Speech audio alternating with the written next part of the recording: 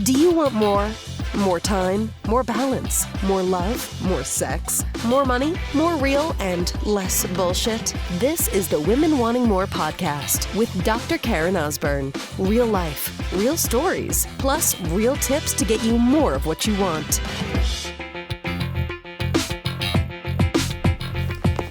So, sister, it is time that we stop trying to take away pain for our children and to shelter them from that. It's time to let that shit go and allow our kids to experience pain. So let's jam for a moment here, shall we, sister? So I'm going to share with you something that happened last night with my 4.5-year-old son, Kai. If you've been following the podcast for a little bit, you would know that we adopted both of our children. My husband, Ed, and I were not able to conceive. We tried for 7.5 years until adoption plan finally made us a mommy and a daddy, and we were so thankful to adoption. And, it's difficult when I speak about adoption, only from the standpoint of so many of you don't really know anything about it, or you know what you think you know, and it's like there's a lot of bullshit out there, and misunderstanding, and myths, and all the stuff that I used to feel too, right? But most adoptions now, at least in Canada, are considered open adoption. So what that means is that there's no hiding and stuff. The hiding and stuff is, was detrimental not only to the kids that would find out later as adults, but definitely to the birth moms as well. And so both our sons know from birth, and we would talk about them. I would talk to them when they were babies, right? And very open about that you are adopted. And why, and that your birth moms weren't ready to be moms, and mommy wasn't able to grow a baby in her tummy, and that's why, we adopted you and your birth moms, because they couldn't be moms, or they weren't ready to be mommies yet. They wanted to find the best mommy and daddy and the best family, and that's why they chose us, and that we're so thankful. And so in an ideal open adoption situation, you would have contact with at least the birth mom or the birth dad, maybe the birth family. So we still have contact with Tyson's birth mom, my oldest boy, who's 7, almost 7.5. Her name is Chanel. She had him when she was just 16, just a little bit over 16. And and so, there's no kind of light, because here's what happens, right? What used to happen in the closed adoption system, remember, we were going through the whole process of adoption and getting on the wait lists and all the checks and balances, medical check and police check and hours of social worker interview. I mean, if you haven't gone through the process yourself, you have no idea what it's like. To have to go through all these hoops, and I could do about probably 10 podcasts on adoption, and maybe I'll share a little bit more of this time, but only if there is some relevance, which I really feel that there is for you, because a lot of you are mothers that listen to the podcast, and some dads out there too, but there's relevance to the story I'm about to tell. So open adoption, you were normally going to know your birth parents, right? Now, with Kai, his birth mom didn't want anything to do with him, didn't want to meet him. She held him, we were told, for a very short period of time, and then was kind of like, I'm done. But here's the piece of this too, is they're not done. It's, there is no kind of you hand over the baby, you quote unquote give the baby up, which, by the way, it's never giving up. Language matters. They're placing the baby with a family that can love them and care for them when they cannot. They're not giving up.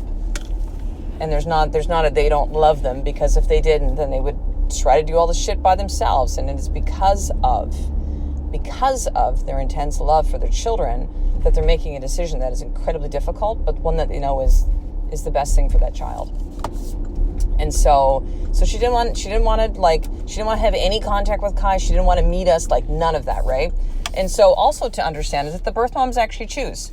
So at least in a private agency, which is what we've worked with, in a private agency situation, they get files on the parents. They get all the information about who they are. There's a Dear Birth Mom letter. They get, everything that we've gone through with the social work interviews, to how we parent and how we feel about certain things and what our beliefs are and how we grew up and money we have in the bank and everything, right?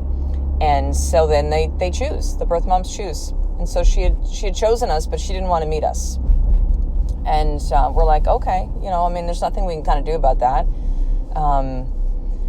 So we've never met her. I know a little bit about her from a report, and a little bit about the birth dad, which is almost nothing that I know, and that's about it. And so we've talked about that with Kai, and for the longest time, Kai thought that Chanel, which is Tyson's birth mom, was his birth mom. We're like, no, sweetheart, that's your brother's birth mom. Your birth mom, her name is this, and Yeah, different birth mom. Had to kind of, it was almost like it wasn't quite as clear for him, and I think part of it is because he would never see her, right? He could never see her.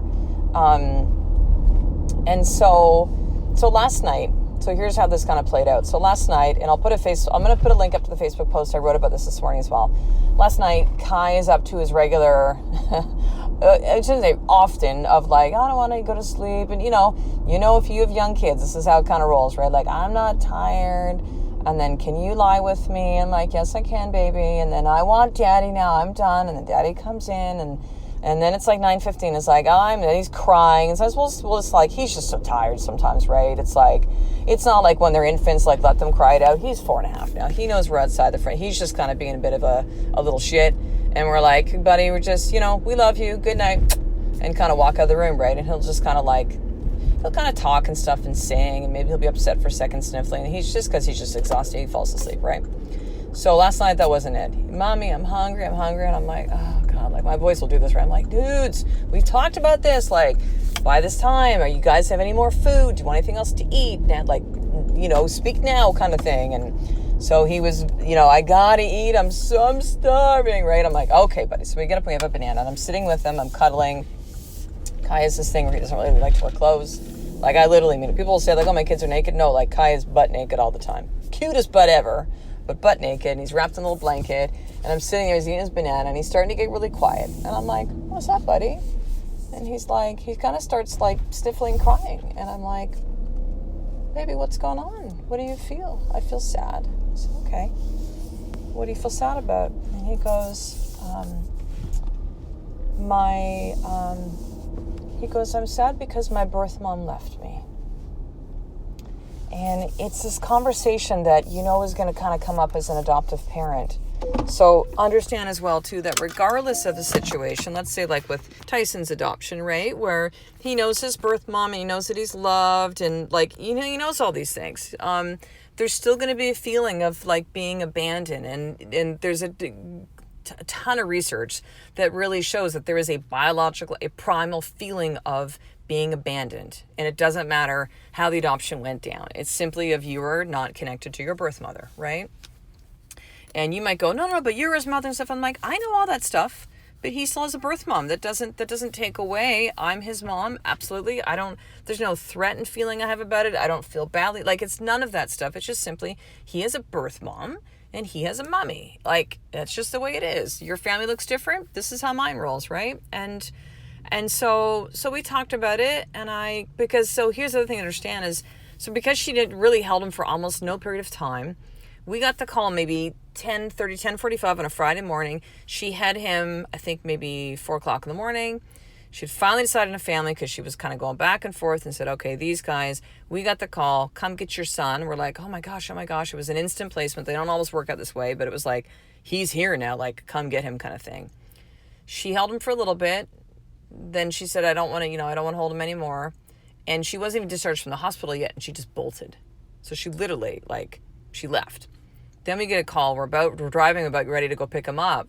And they're like, wait a second. They're like, she's left. Because she's left and she hasn't signed papers yet, although she's been, so the agencies, they really work with these birth moms to make sure that this is a certain decision. Like literally, like they're making sure, right? So that very, very, very uncommonly is there ever a change of heart, meaning that the birth mom changes her mind.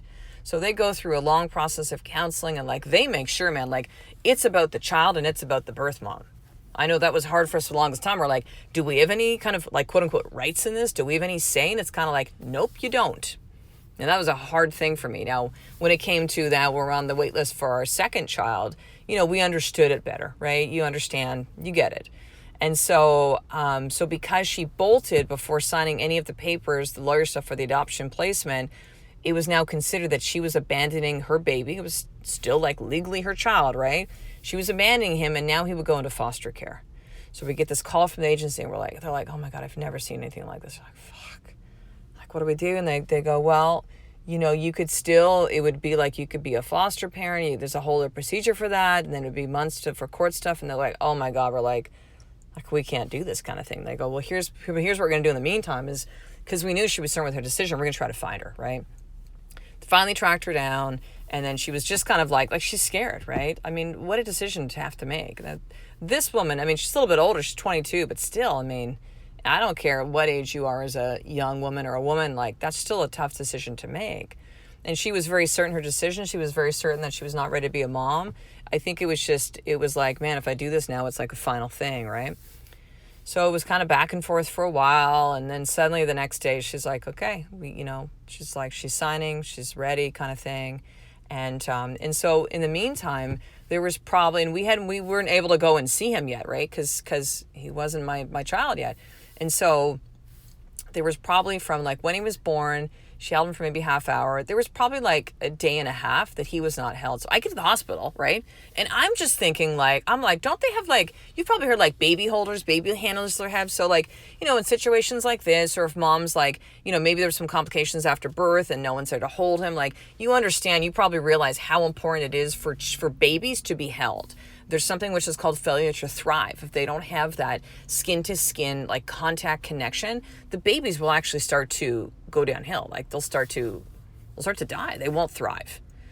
And so this whole time, plus Kai was jaundiced. So he's jaundiced. So they have him just basically naked with a little teeny diaper on, right? No blankets on him, little sensors on him, monitoring the bilirubin in his system, seeing that it's getting flushed out under the UV lights of this little open bassinet for a day and a half. And no one really picking up except the nurses to change him right into maybe to feed him. But that's about it. So I know that this, there was that period of time where he wasn't even held, right? Let alone his birth mom did. I mean, she just bolted. There was no, I don't know. I don't know if she said goodbye. I mean, I don't know any of these things, right? So why am I sharing this with you? Well, number one, I mean, to me, it's always a blessing to be able to kind of share experience about adoption, because there is all these misunderstandings and myths and all this kind of bullshit about it. But here's the thing is I sat there and allowed my son to be in his painful moment. I did. And I said these two things like, I understand that you feel sad. And that must be really hard. But I want you to know that your birth mom did this because she loves you, son. Because she loves you. And you are so loved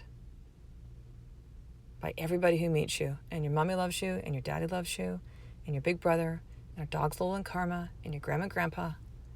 You are so loved, buddy. You can feel sad. It is okay to feel sad.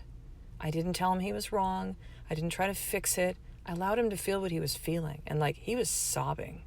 I've never seen my son like this.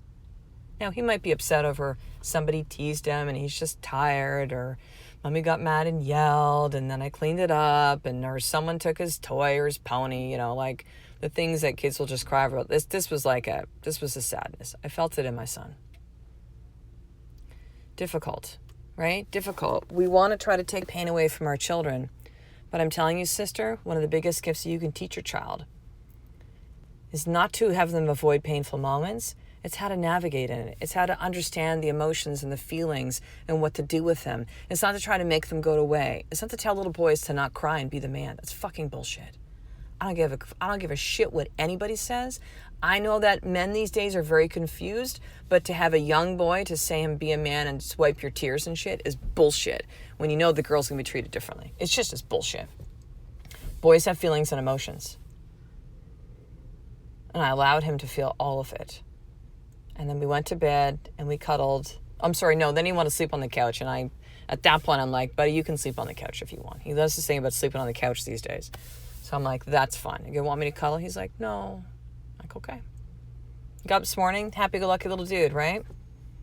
But we had that beautiful moment of me it's such an honoring thing to allow people to sit in their pain. And I know it's hard with your kids. I know you don't want them to experience those things. You don't want them to be picked on by kids at school and teased and bullied. You don't want them to feel hurt. You don't want them to have rejection. But this is part of life, sister.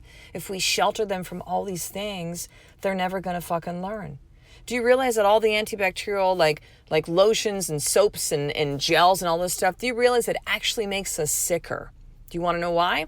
Because we are no longer exposing ourselves to the germs, which allow our immune system to actually create the antibodies. So we're thinking, we're just going to remove all the germ stuff. But what the thing is the germs is what actually helped our immune system to build and for us to be healthy and strong. See, the sadness and the tears and the despair and like all of those things, the frustration is what makes us human beings. You cannot take that away from your child.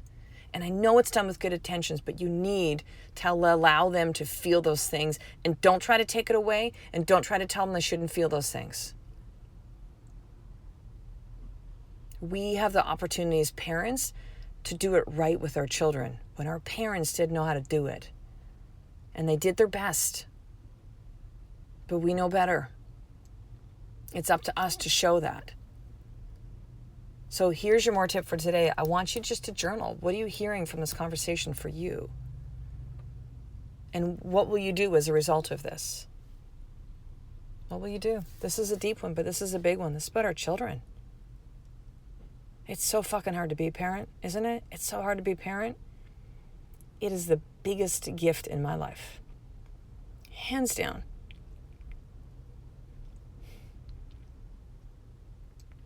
And I know you have those moments where you're like, what the fuck am I doing with my kids? I'm screwing it all up. I know, I do too. Everybody does.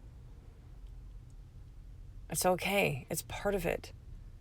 And so is allowing your children to feel, and so is this opportunity as a parent to not teach, not like tell our children, not mold them, not to try to like let them be who they are, and let them feel things and experience things. All of it, not just the good stuff, quote unquote. And I'm going to have you consider that the sadness, the pain, the despair, the overwhelm, the frustration, there's actually really good stuff in there too, sister. So journal what came up for you from listening to this episode, and what will you do as a result of the insight? What action you can take as a result of that? And there's 3 things I want to share with you today. Number 1, to make sure to subscribe to the Women Wanting More newsletter. I'm going to send you the More for Action Guide, how to start your day in power. And 2 very powerful trainings, video trainings I did inside a private Facebook group on how to drop your stories and create new ones. So that's over at drkarenosborn.com/action guide. So go there right now so I can give you all those gifts, and you can get VIP access. Number 2, to make sure to join the sisterhood. This is for powerful women like you that are, trying to figure out parenting, trying to figure out motherhood and business and marriage, and want to be around women who are like them, that want the same things. And no, you don't have to be alone, sister. There are lots of women like you. I get it. I used to feel that way too. Nobody's like me. There's a lot like us, sister. There are. So here's what I want you to do. Sign up for the 7-day trial. It's just $1. And that's at drkarenosborn.com/sisterhood. And you're going to get some amazing stuff as well too when you join and be part of this. And number 3 is to head over to the Woman Wanting More store. So this is for you to really wear who you are. Right now, I'm wearing from the new Queen collection, t-shirt that says Queen on it, because yes, I am a queen, and so are you. And this is for you to wear how you feel on the inside, reflect on the outside with your clothing. So it's over at shop.womenwantingmore.com, entering the discount code podcast at checkout, and I will give you an additional 10% off your entire order.